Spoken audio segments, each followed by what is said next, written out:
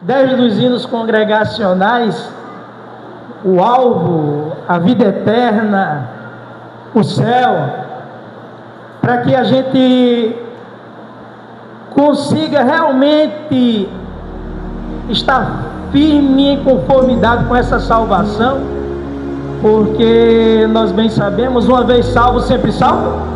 Sim ou não? Não. Então, eu queria falar um pouco a respeito do olhar que devemos ter, voltado para o alto, voltado exclusivamente para Jesus, autor e consumador da nossa fé. Amados irmãos que chegaram aqui nessa noite, que possamos nessa noite, claro, após todos os louvores que já foram entoados ao nosso Senhor e Salvador Jesus Cristo, eu queria que vocês pudessem inclusive permanecer com a Bíblia aberta. E quando eu digo assim, olhar voltado para Jesus, porque, irmão humilde, porque analisemos bem que muitas vezes, diante do que temos vivido nessa trajetória terrena, se formos analisar bem as circunstâncias e as adversidades pela qual muitas vezes passamos, e quando eu digo circunstâncias e adversidades, meus amados irmãos, a gente sabe que, principalmente nós que somos cristãos, que entendemos muito bem a forma como Deus trabalha, a gente sabe que muitas vezes a pedagogia de Deus dentro do nosso cotidiano terreno vai de acordo com a forma que Ele trabalha também, associado até mesmo a nossa salvação e santificação. Porque analisem junto comigo que o apóstolo Paulo, escrevendo aos Tessalonicenses, 1 Tessalonicenses, capítulo 5, no verso 23, de uma forma bem rápida e parafraseando falando, ele chega a dizer que santificai-vos em tudo, em toda a vossa maneira de viver. E quando ele fala ali, aí ele começa a dizer assim: em espírito, alma e corpo. Você vai perceber que ele não diz corpo, alma e espírito, ele diz espírito, alma e corpo, ou seja, de dentro para fora. E você vai observar que quando a gente vai dentro da nossa trajetória terrena cristã, muitas vezes quando eu falo de circunstâncias, adversidades, você vai observar que às vezes isso começa a acontecer dentro de um cenário que é o cenário mais valioso para o Deus ao qual nós servimos, viu? Você vai perceber que quando eu digo o cenário mais valioso, eu estou falando também da principal instituição ali constituída por Deus. E analisemos bem que se não fosse o fundamento, a estrutura dessa instituição, talvez a igreja ela não fosse o que realmente deveria ser. É por isso só que você entenda já a princípio nessa noite uma primeira verdade. Muitas vezes quando lá dentro da família algo é abalado, eu quero dizer para você, já em primeira instância, descanse, segure firme. E um detalhe, olhe para o alto, olhe para Jesus, autor e consumador da vossa fé. Porque, irmão humilde, porque eu sou bem sincero, não existe instituição mais importante para Deus do que a minha e a tua família. Se a família está firme, irmãos, a igreja está firme. Se a família está firme, a sociedade está firme. Se a família está firme, a escola está firme. Só que você vai perceber que existe um bombardeio. E esse bombardeio muitas vezes não começa nem de fora para dentro, não. É de dentro para fora.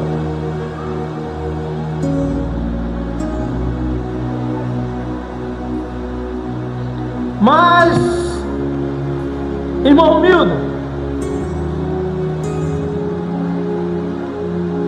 qual é o segredo para conseguirmos nos manter firmes mesmo em meio às circunstâncias contrárias? Mesmo em meio aos acidentes de percurso. E quando eu falo de acidentes de percurso, calma que eu vou entrar no texto. É porque muitas pessoas até perguntam para mim, mas vem cá, o que é esse acidente? Acidente é algo inesperado, sim ou não? Acidente é aquilo que muitas vezes você acha que está no controle de todas as coisas, de todas as circunstâncias. Eu posso, eu faço, eu tenho. E de repente é como se o mundo ele desabasse sobre as suas cabeças e você olha que você não está no controle de mais nada. Então quer dizer que aquilo que você não esperava, que vem por um acaso e desestrutura, abala. Então isso aí é o que nesta noite eu estou chamando de acidente de percurso. Mas também nessa noite eu quero dizer para você que chegou até aqui. Por isso que eu perguntei antecipadamente, tem alguém aqui que está nos visitando? Mas independente se alguém está sendo alcançado por esse sistema de som, também tome essa palavra para si, mas em especial nessa noite, para a Igreja de Cristo. Eu quero que você que chegou aqui nessa noite, eu quero que você, a primeira instância, lembre do seguinte: quando tu começasse a te arrumar para vir para esse santuário aqui adorar o Senhor, eu quero que você saiba que Deus ele já estava sondando todos os teus pensamentos, estava sondando o teu coração. E você entenda que aquilo que tem ocorrido na tua vida, dentro da tua casa, dentro da tua família, muitas vezes até mesmo aquelas inquietações, às vezes até mesmo os acidentes de percurso, a gente precisa entender que isso até nos pega de surpresa, mas nada pega o Deus ao qual nós servimos de surpresa, viu? Você precisa entender que o Deus ao qual nós cremos, Ele continua no trono. E entenda você que chegou aqui nessa noite, Ele não só continua no trono, mas eu quero dizer para você que chegou até aqui, de criança ao mais idoso, Ele também está no domínio e no controle de todas as coisas, irmãos. Deus, Ele nunca foi pego de surpresa. Nunca foi pego de surpresa. É por isso que vale a pena a gente fazer a nossa parte. E que parte é essa, irmão Romildo? Você vai perceber que muitas vezes vem um paradoxo dentro do nosso juízo, irmãos. E quando eu digo assim um paradoxo, vem uma confusão, até porque, venhamos e convenhamos, muitas vezes a gente está ali dentro daquela liturgia de leitura da palavra. A gente está dentro da liturgia de muitas vezes chegar no culto no dia de domingo. Quem pode estar aqui na oração na quinta-feira, de repente eu chego na doutrina. Só que a gente sabe que a palavra de Deus ela precisa se cumprir. E esse cumprimento, meus amados que chegaram aqui, é um cumprimento em todos os aspectos. E quando eu digo assim, em todos os aspectos, a gente precisa entender que a liturgia não nos deixa isentos de nenhuma adversidade. Mas a gente precisa entender a essência da nossa fortaleza. É por isso que quando lemos esse capítulo 3, quem puder nos acompanhe, você vai perceber que, começando do versículo 1, a palavra do Senhor chega a dizer que havia entre os fariseus um homem chamado Nicodemos. E a palavra do Senhor diz que Nicodemos, ele era príncipe dos judeus. Nicodemos, de uma forma bem rápida, falando para que a gente possa otimizar o tempo, Nicodemos era mestre da lei. Nicodemos, ele conhecia a lei de frente para trás e de trás para frente. Meus amados irmãos que chegaram aqui nessa noite, e você vai observar que esse homem, ele ouviu falar a respeito de Jesus de Nazaré. Verso de número 2, a palavra diz que ele não só ouviu falar, mas foi ter de noite com Jesus, viu? E chegou para Jesus e disse-lhe: Rabi, que quer dizer mestre, sabemos que és mestre vindo de Deus. E por que Nicodemos disse isso? Prestem atenção. Nicodemos mesmo explica. Ele chega a dizer aqui no versículo 2: porque ninguém pode fazer estes sinais que tu fazes, se não for Deus com essa pessoa.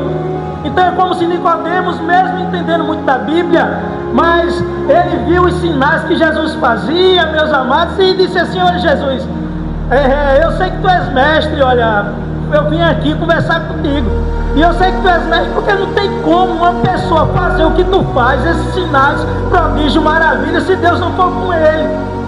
Só que até aí tudo bem, porque olha para mim, você que chegou aqui nessa noite, esse Jesus ao qual Nicodemos estava a observar é um Jesus até fácil de seguir, amados, principalmente nessa geração que nós estamos hoje. Nós estamos vivendo um momento dentro da nossa sociedade que ser evangélico virou até status, viu? Só que você vai perceber que Nicodemos, quando observou Jesus, ele analisou sinais. Por quê? Porque Jesus era aquele que, se de repente a família tinha um problema de um ínter, de alguém querido, e esse alguém querido, ele tinha ali um problema de visão, levava até Jesus. Se ele era cego, Jesus fazia ele enxergar. Mas se o problema fosse um problema físico, ele ali estava com uma deficiência e não conseguia andar. Deixa eu dizer bem a você, eu sei que você conhece a história, mas pegava aquele homem ali que estava sem poder andar, levava ele a Jesus. Jesus fazia com que ele ficasse de pé. Só para tu ter uma ideia, e vocês sabem a história, eu não vou chegar a pedir para que vocês abram a Bíblia para lembrar disso. Teve cenário até mesmo de uma mulher viúva que tinha um único filho, que dentro da cultura da época é como se aquele filho fosse a segurança daquela mulher. O filho vai e morre, e já vem o cortejo. Mas quando Jesus ele se aproxima daquele cenário, até o morto Jesus fazia ressuscitar. Sinais, prodígios, amados irmãos, maravilhas. É você que chegou aqui nessa noite com tal inquietação dentro do teu coração que só você e esse Jesus sabe. E você aí no seu pensamento falar com Ele. E eu quero dizer para você que chegou aqui que Ele permanece o mesmo poder mais uma vez. E de uma forma muito simples e taxativa, eu ainda te digo o seguinte: eu já orei a esse mesmo Jesus hoje e peço que a palavra dele na minha boca seja verdade na tua vida. Que a palavra dele na minha boca seja verdade na tua vida. E se as provas que ele já te deu não foi o suficiente, você que chegou aqui nessa noite, faça a prova dele mais uma vez. Peça a Ele mais um sinal, se necessário for, porque Ele ainda faz. Ele ainda faz. Mas eu não quero parar por aí, por quê? Porque se sinais fossem o suficientes, amados irmãos, Nicodemos sabia algo tão simples, talvez para muitos que se encontram aqui. Sabia o que, irmão Romildo? Olha a Bíblia. Aí você vai perceber que versículo 3, Jesus respondeu e disse: na verdade te digo, que aquele que não nascer de novo, não pode ver o quê? O reino de Deus. Olhe bem para mim, você que chegou aqui nessa noite. Pelos hinos congregacionais, já deu para perceber que eu gosto até de louvar, mas eu não sei cantar. Mas de vez em quando eu converso com Jesus e digo: Jesus, olha, se tu quiser me ensinar, bem, se não, o que importa é que eu quero chegar lá. Por quê? Porque esse é o meu propósito nessa trajetória terrena, e é o da Igreja de Cristo que chegou aqui nessa noite. Amados irmãos, o meu e o propósito de cada um dos irmãos que chegaram aqui é conseguir alcançar esse reino. Diga assim: a minha maior promessa. Repita, diga assim: a minha maior promessa é a salvação. E dessa aí não devemos abrir mão. Mas Ele faz prodígios e sinais, irmão Romildo, faz.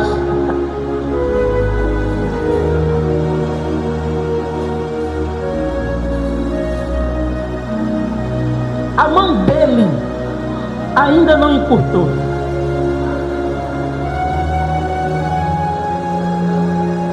Acho bem lindo quando, se você desejar, abre tua Bíblia aí no livro de Números.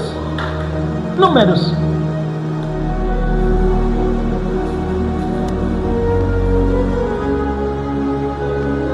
Cerrado. Capítulo de número 11. Me ajuda.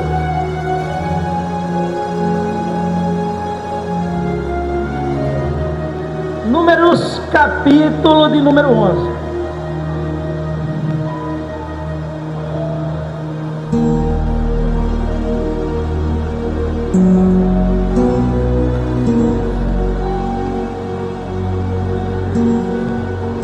Verso de número 1. Você vai perceber que a palavra de Deus diz assim: e aconteceu que queixando-se o que, gente? Queixando-se era mal aos ouvidos porque o Senhor ouviu, e a sua ira se acendeu, e o fogo do Senhor ardeu entre eles, e consumiu o que estavam na última parte do...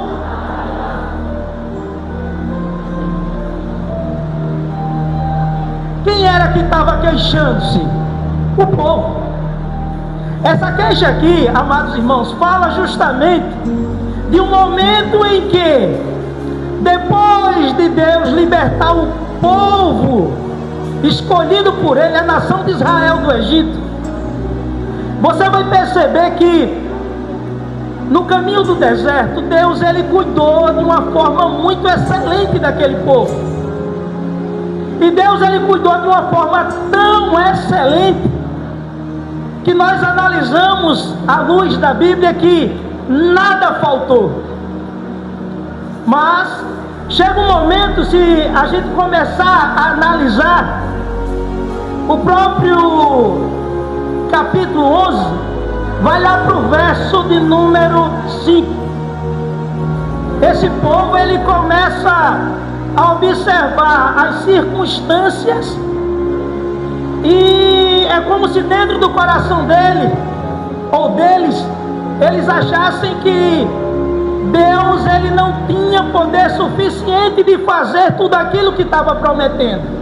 É tanto que eles começaram a deixar de olhar para o alvo, meus amados irmãos, e olhar para trás. Então, quando a gente chega aqui no verso de número 11, olha o que diz a palavra de Deus. Lembra-nos dos peixes que no Egito o quê?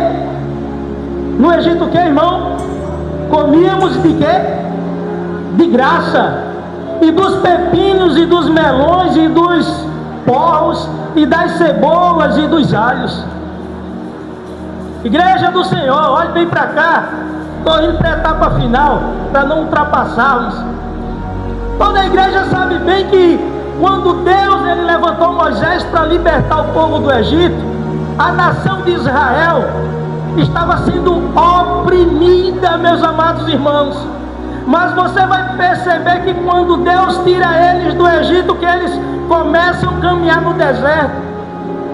No texto que lemos em capítulo de número 11, você vai perceber que eles já estavam prestes a chegar na terra prometida. Mas quando eles estavam prestes a chegar na terra prometida, eles começaram a analisar uma série de circunstâncias defeituosas. Porque você vai observar que muitas vezes quando a gente não quer enxergar a verdade, qualquer verdade que esteja à nossa frente se torna desconforto para os nossos corações. E dentro desse cenário, se analisarem bem, chega um momento em que Deus, ele se levanta com a sua ira em relação ao seu próprio povo. Se andarmos mais na palavra de Deus, você vai perceber que esse povo aqui, que já estava prestes a entrar, Deus chega para ele e diz assim: olha, vocês murmuraram por 40 dias, pois eu vou dar para vocês 40 anos a mais dentro desse mesmo deserto.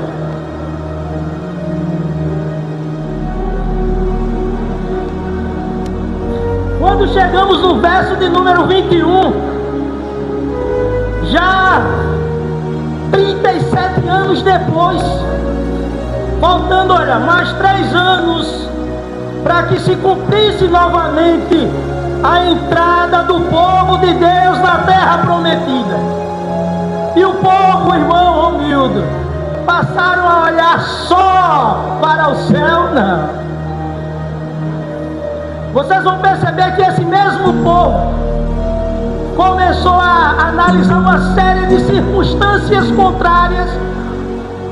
E aquelas circunstâncias fizeram com que, muitas vezes, dentro do seu coração, eles, talvez nem que fosse de forma temporária, passassem a esquecer do poder do Deus ao qual tinha tirado eles e realizado a promessa. É por isso que você que chegou aqui nessa noite, entenda bem, a nossa maior promessa é o reino dos céus, meus amados irmãos. E o próprio Jesus disse que se nós atentarmos para Ele, Ele diz: olha, buscai primeiramente o reino de Deus e a sua justiça, irmãos. E Ele diz: e as demais coisas vos serão acrescentadas.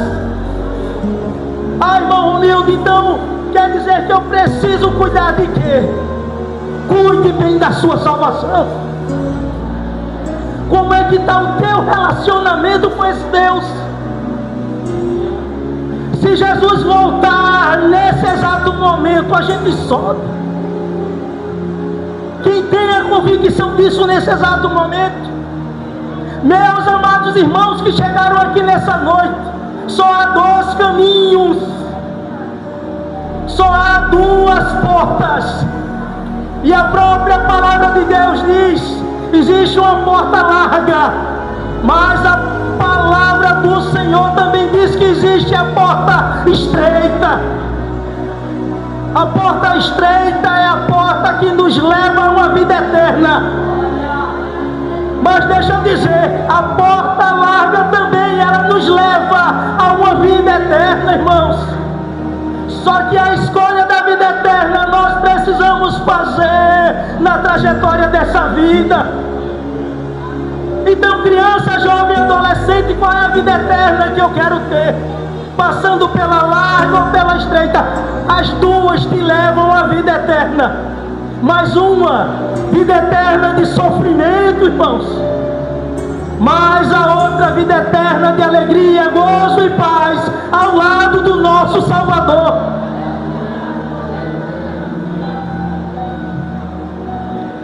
E você vai perceber que Nicodemos conhecia a palavra, mas é como se ele chegasse para Jesus: Jesus, como é que eu faço para alcançar esse reino dos céus? Como é que um homem tão religioso, mestre da lei, se fosse nos dias atuais, é como se ele fosse um presbítero, irmãos. É como se Nicodemos fosse um pastor, ele era um grande líder, conhecedor das Escrituras. Mas para você que chegou aqui nessa noite, Nicodemos estava indagando Jesus: como é que eu alcanço o reino de Deus? E que nessa noite tu saia desse templo com essa interrogação no teu coração, mesmo já sabendo. Porque Jesus chega para Nicodemos e diz: Nicodemos, necessário você nascer de novo. E Nicodemos, como assim nascer de novo? Será que eu preciso voltar à barriga da minha mãe? Ser gerado novamente? Aí Jesus é bem claro com ele e diz: olha, o que nasce da carne é carne, Nicodemos, e o que nasce do Espírito é Espírito. E ele repete: necessário vos é nascer de novo. Então que nessa noite você que chegou até aqui, peça ao Espírito Santo de Deus: Espírito Santo, valida, Espírito Santo, a tua presença em mim, a cada minuto, a cada segundo, confirmando essa salvação, esse reino. Porque, amados que chegaram aqui nessa noite, senão a nossa vinda até o tempo é vã. Precisamos lutar pela nossa salvação em meio a essas adversidades. Terminando, meu presbítero.